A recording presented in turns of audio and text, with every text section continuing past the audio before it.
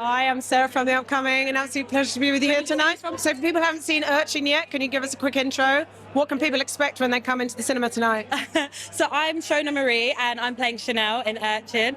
I think you should expect an emotional roller coaster from the film because I think, it's very raw, very real, very gritty, some very real life themes that happen, some issues that are being tackled in this film that are so important that I think society really needs to understand how the system fails many people over and over again. So I think you should expect that, an emotional roller coaster, and I think you should expect some laughs, some twinkle moments from yours truly, hopefully. So yeah. And obviously we've seen Harris, blossom on screen. He's had a meteoric rise. Yeah. This is his first time stepping behind the camera. What was it like working with him as a director? He has such a clear artistic vision. I think for me, it was really inspirational. He was so open with the character. He allowed me to sort of transform this character and make it into my own, all the while sort of honing me in and sort of giving me some clear direction and stuff, and just had such a good visual understanding of what it was he wanted and how he wanted to show and tell this story. So honestly, it was really nice. I think that we can expect so many more beautiful things for him, and I really, really hope to work with him again in the future. It was outstanding.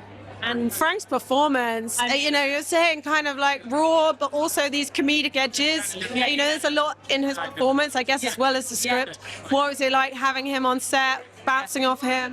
I mean, it was incredible. I mean, it was super inspiring. I definitely felt for him at times because I could just see the determination getting into that character. It's such a heavy, real role to play. It definitely is going to take its toll, but he was still such a delight to be around on set, and just being opposite him. I mean, I definitely don't envy him. It was probably such an emotionally draining part, but he just brought it to life in the exact way that it needed to be brought to life. All the nuances, all the raw emotion. It was very special. It was amazing. And you were saying about the funny moments. I was eavesdropping there. I literally had that Tom and Kitten song in my head for days. I can't even imagine what it was like for you. But was it fun actually being part of those more comedic moments? Yeah. Particularly, and how that scene is shot, the colours, the vibe, how much fun was that?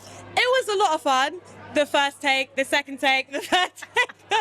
But after that, it definitely became I never want to hear this song ever again in my life. I think it was really beautiful. I think I just wanted to be able to capture the right kind of comedic moments in those parts because obviously they're so important to the film. They're they sort of come and go quite quickly, but they're so such a big part of the film and such a big part of Mike's journey in the film and the sort of character journey that he goes on. So yeah, it was a delight. It was just really fun. Yeah. I noticed you have an incredible voice. Is that something incidental, or have you got another career? Is that doing singing? Do you know what? It's so funny. If you put me in front of 1,000 people, I could act. But if you make me sing in front of 10 people, I wouldn't. But I watched it, and I think Harris, at first when we did a few takes, we were sort of doing it very unserious, messing around a lot, and then it was no, I want you guys to take it really seriously. I think it's more funny if you sort of do it as if you're auditioning for X Factor. So I was all right, cool, this is my moment. But I didn't know how it was going to sound because obviously the way the sound works and the camera, you're sort of this is either going to sound good or not. And then when I watched it, I was not bad. I was what with your bad self? Yeah, I was little vocal there. Yeah, it was good. I was loving it.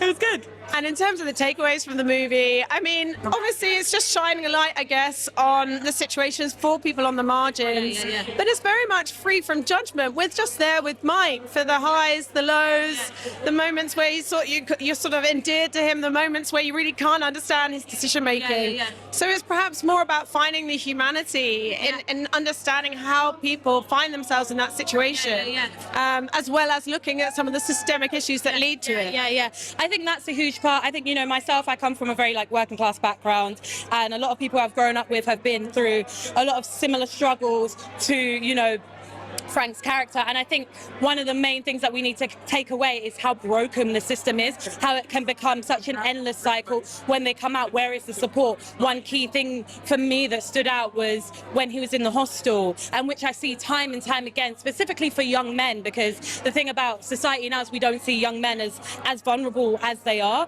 but there's so much vulnerability to them. There's so many issues. And I think, one of the key things was when he has the hostel and the time was up, but there was no kind of place for him after, no housing. And I have seen that for young men who are reoffending, who are going to prison because they have a place to sleep, they have a place to eat, there's no stability. The probation officers are so overwhelmed with, you know, other clients and things like that, so that they don't have time to really cater to this person's needs. So what happens is they come out, they reoffend, they go back in, they come out, they get housed for like a short period of time. Also, even the standard of these housing accommodations are awful. And I think, yeah, the main thing is just really looking at the system and how broken it is, and how can we repair that? How can we start looking at these young men as vulnerable? How can we keep them safe? How can we break the cycle? You know? And I feel though, you know, it also like veers away from anything that seems too cliched or stereotypical as well. Perhaps in finding these moments of joy, finding these moments of beauty in what can seem a very sort of bleak life. And I think that's probably an important balance that's there in the film too. 100%. I think it really needed those light-hearted moments. I think there's moments where you find Frank and he's just like, is this my life? Is this my life? And I think also like the journeys he goes on, particularly like with his relationship as well, you know, I think that's a really nice, beautiful moment, because I think it just shows like the humility, this real person that can fall in love, but also has like these deep insecurities and these deep issues going on, but actually they're just human, you know. So yeah. And what's going to be next for you? Have you got other stuff in the pipeline? Can see you in anything else next? Yeah, I'm working on a series at the moment. I'm not allowed to say exactly what it is, but it's really exciting, and I'm really looking forward to it. I can't wait to sort of show the world. So yeah, can't wait to see what you're next. Well, really enjoyed tonight. Huge congrats on an incredible movie. Have a lot of fun. Thanks so much.